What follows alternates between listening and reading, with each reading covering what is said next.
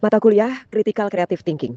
Dosen pengampu Sabena S.Ikom M.Ikom. Tujuan dari mata kuliah Critical Creative Thinking untuk meningkatkan kemampuan berpikir kritis, meningkatkan kemampuan berpikir kreatif, meningkatkan kemampuan skill komunikasi, mengembangkan keterampilan dalam pemecahan masalah.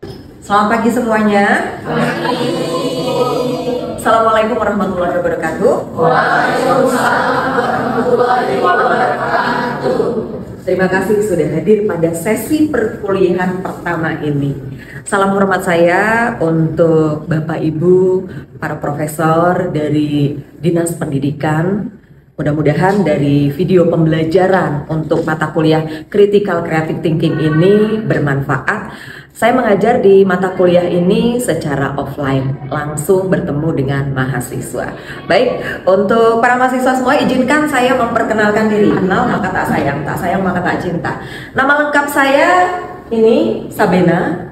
Saya biasa dipanggil Bena, dan beberapa pengalaman saya, background pendidikan saya memulai dari D1 sekretaris, D3 broadcasting, S1 ilmu komunikasi di Mercubuana, S2 ilmu komunikasi Mercubuana, dan S3-nya di Universitas Sahid mengambil jurusan hubungan internasional. Itu background pendidikan saya. Saya mengajar saat sekarang ini di Universitas Mercubuana. Itu sekilas tentang saya.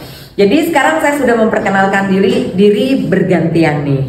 Saya sudah memperkenalkan diri bergantian sekarang dengan kamu. Saya juga mau kenal. Ya, siapa? Nama saya Nur Syahada Muiz, biasa dipanggil Syahada. Motivasi saya buat kuliah di sini itu pengen dapat gelar sarjana S.Ikom. Wow, tepuk tangannya. Oke, silakan. Oke, perkenalkan diri kamu. Oke, perkenalkan, nama saya Keiza Sabila Putri, biasa dipanggil Eca. Motivasi saya kuliah itu untuk mendapatkan gelar S.Ikom yang tentunya, dan saya ingin menjadi wanita yang berpendidikan. Wow. Oke, wanita terdidik ya, memang harus seperti itu. Perempuan yang ketika mau menjadi ibu nanti, bagaimana menjadi seorang ibu dan perempuan yang terdidik agar bisa menularkan edukasi dan mendidik, membesarkan putra putri kalian nanti. Oke, selanjutnya. Oke, silakan. Perkenalkan, nama saya Anissa Nasyita Azara, dipanggil Anissa. Motivasi saya kuliah itu ingin menambah wawasan dan tentunya untuk menambah relasi juga. Oke, baik, terima kasih. Kita lanjut untuk sesi pembelajaran kita, tapi saya jelaskan dulu. Selama satu semester ini kita belajar apa aja sih? Yuk coba kita lihat. Nah, sebelum kita mulai, saya jelaskan dulu. Satu semester ini kita akan belajar apa saja sih? Ada yang namanya rencana pembelajaran semester. Nah, kita bisa cari tahu sama-sama. Jadi kamu tahu nih, minggu ini belajarnya apa, minggu depan apa, selama satu semester. Yuk kita lihat. Berikut rencana pembelajaran semester yang kita akan sama-sama belajar, kita sharing nanti di sini, diskusi, di mana pencapaiannya dan CPL-nya, capaian pembelajaran, ini sudah saya share ya. Berkontribusi dalam peningkatan mutu kehidupan, bermasyarakat, berbangsa, bernegara, dan kemajuan peradaban berdasarkan Pancasila. Baik, sekarang kita mulai untuk sesi materi kita, memahami kesalahan-kesalahan dalam berpikir. Kenapa, bagaimana seseorang itu bisa mengalami kesalahan berpikir? Ini sebetulnya ranah psikologis juga ya. Bagaimana kamu bisa mengembangkan, bisa mencari problem solving, bisa menghadapi masalah, ada isu, terus juga bisa tetap walaupun di bawah tekanan, tapi bisa berpikir dengan sehat. Jadi pikirannya tuh tetap jernih, hati-hati, tapi tetap kritis dan mampu mengatasi masalah walaupun di bawah tekanan. Karena kan saat sekarang ini ketika kamu nggak siap, ketika kamu mengalami banyak tekanan, sulit untuk mengambil sebuah keputusan, apalagi solusi ya. Oke, kita lanjut. Apa itu kesalahan berpikir? Nah, kita coba perhatikan. Di sini kesalahan berpikir itu bisa juga karena pola pikir yang menyimpang dari logika atau fakta. Terjadi secara tidak sadar, mempengaruhi bagaimana tindakan-tindakan kita. Contoh nih, ketika kamu mengalami kesalahan berpikir, logikanya nggak jalan. Contohnya sekarang ketika ada kasus-kasus video di media sosial di share, lalu kamu terima ada temanmu yang share nih, oke, di share siapa namamu? Desta share ke kamu siapa?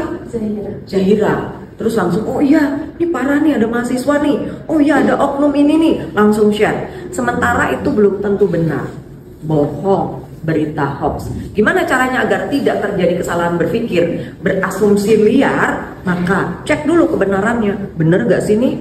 Dicek dulu dari sumber website yang bisa dipercaya. Kalau memang itu sumbernya menyatakan institusi X melakukan tindak hal-hal seperti ini, cek dulu, tanya dulu. Jadi jangan mudah menyebarkan. Kalau nggak sempat ngecek, stop, cukup di kamu aja, nggak perlu disebarkan. Itu salah satunya mewaspadai diri kamu untuk terhindar dari kesalahan-kesalahan berpikir yang liar. Atau jangan sampai kamu, contoh nih, kamu punya pacar. Oh, ada yang udah punya pacar? Oh ada, jujur banget gitu ya. Ya, tapi fokus utama kamu tetap kuliah ya. Kamu mendengar informasi, tadi kan, siapa tadi yang punya pacar? Siapa tadi? Siapa? Zahira, tadi pacar kamu kan jalan sama siapa tadi? Siapa kamu namanya? Dwiko yang lihat pacar kamu jalan sama Dwiko juga sama ceweknya juga. Tapi kok yang jalan beda ya? Tapi dia sama cowok loh, gandeng-gandengan gitu. Terus ada dia cuma kebetulan mungkin yang cowok kamu sama temen cowoknya di jalan ada mobil langsung bro hati-hati gitu. Spontanitas narik gitu. Tapi dengan ada temen, iya nih gue foto loh, lihat deh di foto tuh ada fotonya lagi merangkul dari belakang. Karena nggak cek dulu, jadi bisa jadi kesalahan berpikir kamu. Jadi salah paham gitu ya kita bilangnya, masa sih cowok lo sama cowok juga. Contoh nih, ada kompor, biasanya kan ada kompor gitu ya teman. Nah, ada baiknya bagaimana ketika kita belajar critical creative thinking agar tidak melakukan kesalahan dalam berpikir, jangan langsung percaya. Oh, nanti aku inilah, kamu meresponnya seperti apa? Nggak mungkin lah cowok saya seperti itu. Insya Allah nanti kita baik-baik aja kok, saya nanti akan tanya. Jangan langsung ketika kamu tanya, ini apa ya? Kenapa kamu seperti ini? Aku nggak nyangka ya, kamu kok sama cowok seperti ini? Kita putus. Etis gak seperti itu? Kamu belum tahu kebenarannya. Jadi lebih baik kamu ajak bicara dua mata, jangan di depan teman-temannya, jangan di depan umum, tapi berbicara di tempat yang agak sepi lah gitu, nggak sepi banget sih ya, tapi maksudnya di tempat yang nggak di depan teman-temannya. Karena ketika kamu berbicara di depan teman-teman, satu mempermalukan dia, kedua karena juga beritanya itu kan belum tentu benar. Coba berikan ruang untuk dia memberikan penjelasan. Jadi kalau dia sudah menjelaskan, yang ini aku terima ini nih dari siapa? Adalah, bisa jelasin kan? Bisa tolong jelasin kan? Katakan bisa tolong jelasin kan? Terus beri dia kesempatan menjelaskan, oh iya tadi tuh aku lagi di jalan di depan soto yang depan kampus, kebetulan tiba-tiba tuh ada motor kenceng sama ada mobil ya, jadi si X itu narik aku langsung, aku nggak dengar dipanggil-panggil, jadi tiba-tiba dia spontan narikin gini aku loh ya, biar aku nggak kena. Untung aja aku ditolong sama dia, kalau nggak kan aku nggak tahu deh, mungkin tuh aku udah kecelakaan karena motornya tadi kenceng banget ya. Aku jadi gimana ya, sampai sekarang aku masih lemes loh ya, makanya tadi maaf ya kalau aku agak-agak diem aja sama kamu. Is it clear? Ya, jadi ketika kamu coba berpikir jernih, memberikan ruang untuk dia menjelaskan, dan kamu dengan kepala dingin ya, itu bisa selesai. Tapi ketika kamu sudah tidak bisa berpikir dengan jernih, bukan tidak mungkin, akhirnya hubungan kamu rusak, kamu salah paham, yang sebenarnya cowok kamu nggak salah. Nggak ada tuh yang diisukan seperti itu. Itu salah satu bagaimana ketika kita bisa memiliki kesalahan berpikir, pola pikir menyimpang dari logika atau fakta, karena faktanya nggak seperti itu. Jadi pentingnya kita tenang, lalu memberikan ruang untuk diri kita sendiri juga bisa berpikir dengan logika, bukan dengan emosional. Ketika segala sesuatu, memang sih namanya pacaran suka cemburu kan, siapa yang pernah cemburu? Oh pernah, sama saya juga pernah cemburu. Manusiawi. Untuk itu jangan dikendalikan oleh emosional. oleh rasa cemburu yang membabi buta, tapi berikan ruang untuk diri kamu bisa wise, gitu ya. Salah satunya beberapa hal, bagaimana juga terjadi secara tidak sadar mempengaruhi keputusan. Kalau sudah emosional, kita bisa menjadi nggak sadar, kita nggak bisa lagi bermain logika. Yang ada emosional, ketika emosional sudah menguasai diri kamu, rasa cemburu sudah menguasai diri kamu, apa yang terjadi? Apakah cowok kamu bisa menerima dengan tuduhan? Atau kamu langsung, udah gak percaya lagi sama kamu, langsung tulis chatting, kita putus. So what gitu loh. Dia bingung, nih gak ada petir, gak ada hujan, tiba-tiba putus. Kenapa? Aku butuh penjelasan. Tidak perlu penjelasan. Wih, belum. Aku tidak perlu penjelasan. Yang jangan gitu dong, yang kenapa sih? Ada apa sih? Ayo kita ketemu dulu. Aku jelasin ada apa. Aku udah gak percaya sama kamu lagi. Udah gak percaya sama kamu lagi. Sudah tidak perlu penjelasan kamu dan aku gak perlu menjelaskan. Aku bilang ya sekali lagi ya yang ya, kita putus. Sedih banget gak sih? Sementara cowok tuh gak salah loh. Dia memang bener lagi jalan itu karena dirangkul gini. Lalu kamu berpikir liar, mengatakan dengan bahwa cowok kamu suka sama jenis gitu. Ih memalukan. Wah, terus temannya ngomporin. Gue sih gak ada ampun sih kalau kayak gitu. Lu coba bayangin, masih pacarannya kayak gini. Untuk lu tahu lebih awal, jadi sih kalau gue jadi lu, gue putusin. Terus kamu dengar orang langsung tanpa pemikiran yang sehat, putusin. Fair nggak? Dia nggak salah loh. Nah, untuk menghindari kesalahan-kesalahan berpikir itu, tenangkan diri kamu dulu, cross check dulu. Dan ketika kamu marah, ketika kamu emosional, jangan langsung bertemu, jangan langsung ambil keputusan, jangan langsung mau saat itu juga dibahas. Lebih baik kamu tenangkan diri dulu. Karena ketika kamu saat itu mau membahas, bertemu, kamu lagi emosional. Faktor psikologis bisa menentukan seseorang itu bisa berpikir dengan baik dan bisa tidak. Gitu. Jadi itu beberapa hal yang bisa memicu seseorang gagal paham karena dia dikendalikan dan dikuasai oleh emosionalnya, bukan dengan logika. Perempuan kan suka gitu kan, perempuan suka lebih dengan perasaan dibandingkan logika. Laki-laki lebih bermain logika, perempuan perasaan. Nah ini yang cowok, kamu harus paham bahwa perempuan itu butuh dimengerti. Dia memang terkadang lebih kepada emosional dan cowok terkadang kurang nih. Apa sih empatinya? Terus ya udah kalau mau putus, gue juga bisa dapat lagi kok. Putus dari lu 1000 yang ngantri.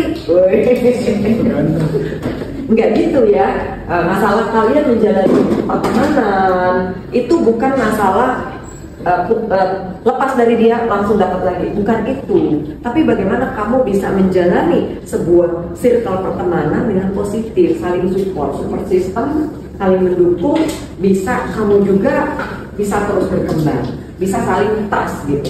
Memang jamin 1000 yang antri itu mau ngerti kamu? Sudah punya teman dekat? Oh pacar, siapa namanya? Jeffrey. Pernah ada masalah? Pernah. Salah paham? Pernah. Terus gimana cara? Pernah nggak mengalami seperti yang saya jelaskan tadi? Pernah. Terus solusinya ya kita ketemu secara langsung terus ngobrolin baik-baik. Oh, gitu. Terus langgeng sekarang. Oh keren. Kuncinya Jeffrey, tadi yang saya sudah bilang ya, jangan pernah kamu berusaha menyelesaikan masalah di tengah kamu sedang emosi. Jangan pernah kamu berbicara atau berusaha untuk mendiskusikannya di saat kamu sedang emosi. Bukan diskusi jadinya, tempur kalau lagi emosi. Ya, dinginkan dulu pikiran kamu, jadi bisa berpikir logika. Bukan hanya laki-laki memang harusnya dengan logika, ya. Tapi ada laki-laki juga yang memang bersifat orangnya itu apa ya? Dia butuh, laki-laki itu butuh didengar. Laki-laki itu butuh validasi, butuh dihargai. Jadi kalau dia bilang, "Yang aku jelasin, kita ketemu dulu, dengerin dulu." Aku nggak perlu, kamu tuh memang nggak pernah becus ya jadi cowok. Kamu tuh nggak seperti si X loh. Cowok nggak suka dibanding-bandingkan. Harga dirinya hancur. Dan seketika walaupun dia mencintai kamu, ya bucin, bisa saja pada akhirnya dia meninggalkan kamu. Karena dia merasa harga dirinya diinjak-injak, terkoyak, gitu ya. Itu salah satu penyebab. Ada beberapa jenis kesalahan berpikir, fallacy-nya. Seperti kita juga harus bisa hati-hati. Jangan sampai tadi kisahnya tentang pacar kamu, jangan suka menyerang pribadi ya. Ketika kamu berdebat, ngobrol sama dia, ini ketika kamu beradu argumen, iya aku butuh penjelasan sama kamu. Kamu tadi sama siapa? Kenapa? Kamu tuh ya memang dasar kamu udah ceking, dasar kamu tuh gak bisa bertanggung jawab. Kamu tuh gak seperti si cowoknya dia ya, yang bertanggung jawab. Jangan pernah menyerang secara pribadi. Ketika kamu menyerang secara pribadi, itu sudah tidak etis. Ya, sama. Ketika di kelas juga lagi berdebat, jangan menyerang secara pribadi. Serangan secara pribadi itu tidak profesional. Tapi coba menggunakan argumentasi. Ya, contoh tadi kamu salah paham. Ya, tadi kamu jalan sama ini kan, kamu dirangkul-rangkul kan? Aku udah tahu deh. Jangan kamu berpikir aku tuh bodoh ya. Aku tuh nggak sebodoh itu ya. Iya, kalau kamu memang nggak sebodoh itu, terus kenapa kamu langsung percaya? Tapi harusnya bicara baik-baik, komunikasi secara asertif. Komunikasi secara asertif itu tidak menghakimi, tapi memberikan peluang untuk dia menjelaskan dan kamu mendengarkan serta berbicara di tempat yang memang selayaknya, bukan di tempat-tempat ramai, di depan teman-temannya mempermalukan. Itu tidak seperti itu tidak elok, tidak asertif. Asertif itu bagaimana kamu memberikan ruang, menjelaskan, ya, mendengarkan dan tidak mempermalukan serta tidak menyerang pribadi. Ya, itu untuk bisa membangun bagaimana berpikir kritis, kreatif dan juga bisa menyelesaikan dari masalah. Oke, sekarang untuk tanya jawab ya, kalian boleh bertanya, kasih saran, kasih masukan setelah paparan materi tadi yang sudah saya sampaikan. Oke, sekarang siapa yang mau bertanya? Oke, baik, ini dulu ya. Aku mau nanya. Agak boleh lebih keras sayang suaranya. Mau nanya, bisakah orang yang memiliki mental block menjadi produktif dan kreatif? Oke. Bisakah orang yang mempunyai mental block bisa berpikir kreatif dan produktif? Oke, kita kasih kesempatan penanya berikutnya dulu, nanti saya jawab sekalian. Yuk, selanjutnya tadi sini. Ini, oke. Perkenalkan, nama aku Desta Salsa. Pertanyaannya itu, bagaimana syarat orang bisa menjadi pribadi yang lebih produktif lagi? Perkenalkan, nama saya Dwiko Divanto. Pertanyaan saya adalah, apakah dalam menciptakan ide kreatif ada kode etik yang perlu diperhatikan? Oke, kita lanjut ke penanya-penanya berikutnya. Tambah semangat, ditepuk tangan dulu dong buat kita. Oke, baik, selanjutnya. Perkenalkan, nama saya Marsyanda. Aku mau nanya, di mata kuliah kreatif critical thinking ini, mahasiswa targetnya itu bisa apa saja? Oke, sekarang selanjutnya tadi cewek bedanya, cowok ada satu. Siapa lagi? Kamu? Oke. Sebutkan namanya. Perkenalkan, nama saya Muhammad Zaldi Arya Putra. Saya mau menanya, kenapa terkadang suka timbul kesalahpahaman dalam problem solving atau menyelesaikan suatu masalah? Oke, baik. Nanti saya jawab sekalian ya. Siapa lagi?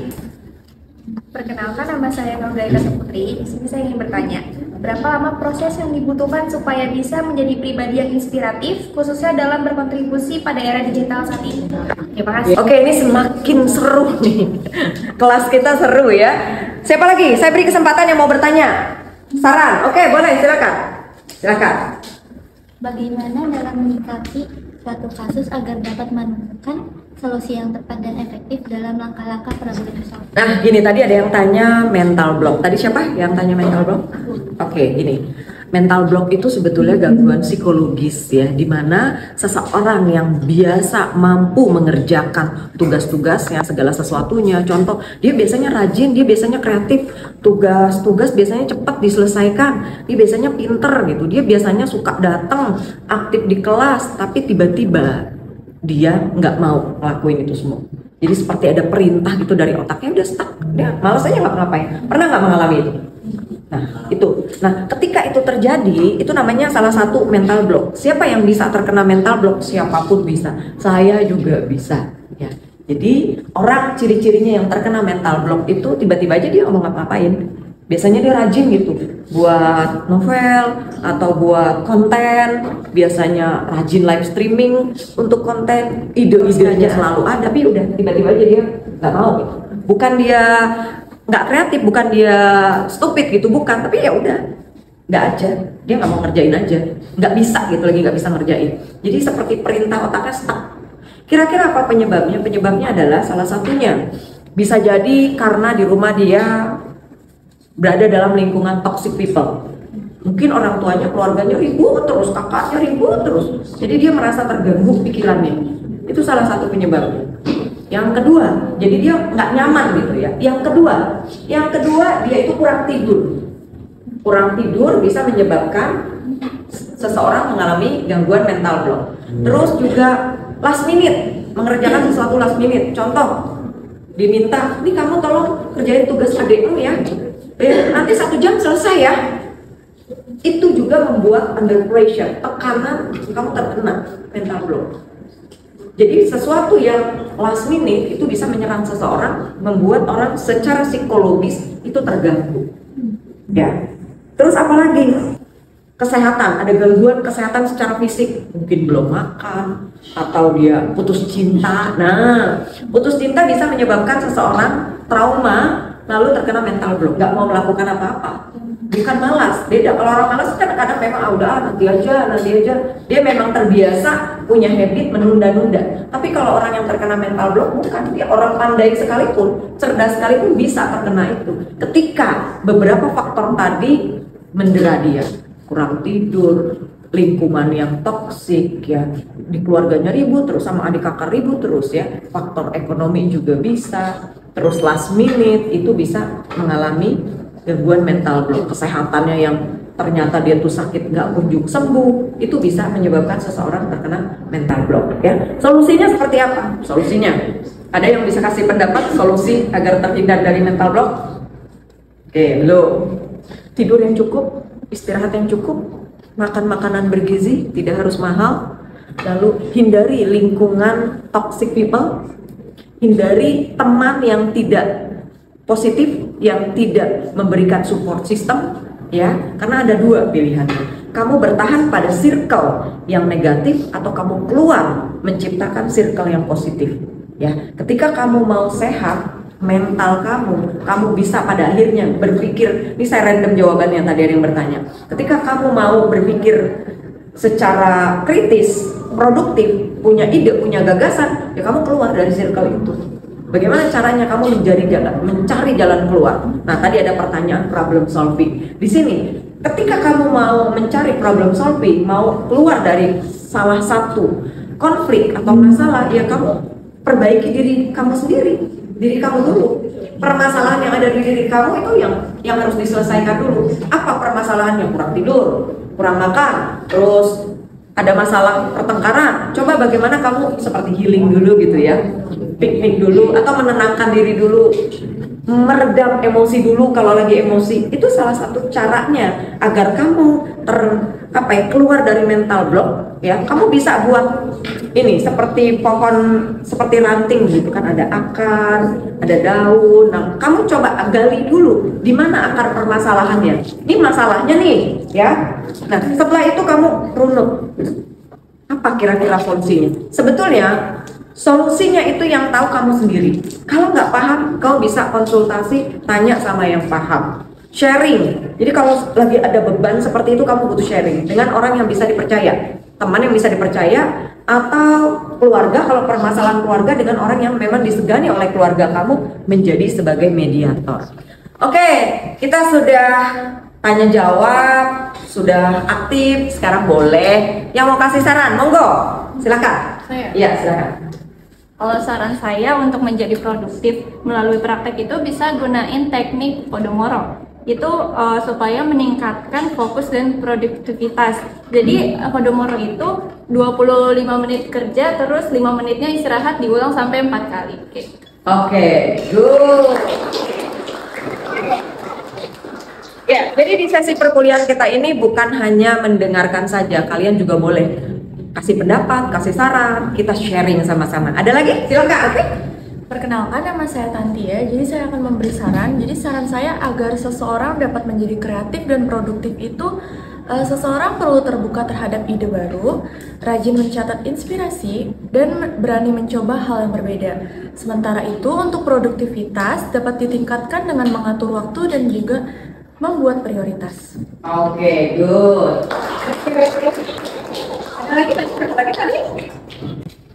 Yang mau kasih saran? Cukup? Oke. Baik. Terima kasih untuk sesi pertemuan kita hari ini. Cukup. Tadi sudah saya sampaikan beberapa hal-hal yang perlu kamu baca juga. Saya share di grup chatting WA kelas kita ya. Terima kasih sekali lagi untuk sesi perkuliahan kita hari ini. Mohon maaf kalau ada yang kurang berkenan. Sampai ketemu lagi di Kamis depan. Wassalamualaikum warahmatullahi wabarakatuh. Waalaikumsalam warahmatullahi wabarakatuh.